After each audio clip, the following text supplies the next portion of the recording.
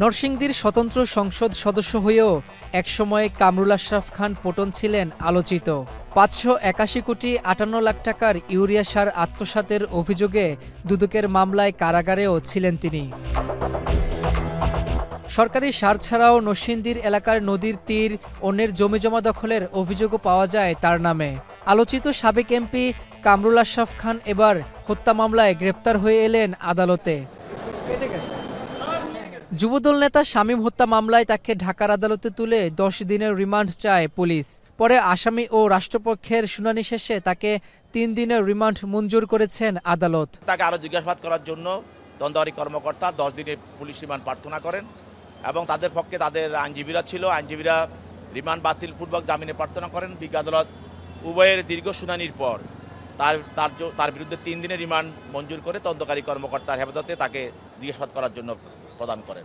এ সময় আদালতে পটন নিজেকে নির্দোষ দাবি করে বলেন তিনি আওয়ামী লীগের ফেসিবাদী রাজনীতির সঙ্গে যুক্ত ছিলেন না। পটন আদালতে বলছে যে আমি স্বতন্ত্র ক্যান্ডিডেট, আমি তো এগুলোর সঙ্গে জড়িত না। একজন স্বতন্ত্র কত বড় এলাকায় শক্তিশালী এবং কত বড় একটা এলাকায় সে সন্ত্রাসী, যে কারণে সে আওয়ামী লীগ প্রার্থীকে সে সরিয়ে সেখানে সে সন্ত্রাসবাদ কায়েম করে সে আওয়ামী লীগ লোকজনকে হাতে নিয়ে সে দরজা বন্ধ করে মানুষের সিল মেরে নিজেকে নির্বাচিত ঘোষণা করেছে। এছাড়া এদিন যাত্রাবাড়ি, মোহাম্মদপুর, নিউ মার্কেট থানার একাধিক মামলায় সালমান এফ রহমান, সাবেক আইজিপি চৌধুরী আবদুল্লাহ আল মামুন, হাসানুল হক ইনু, রাশেদ খান মেনন, আনিসুল হক সহ ৯ জনকে গ্রেপ্তার দেখানো হয়েছে। রাব্বি হোসেন, এখন, ঢাকা।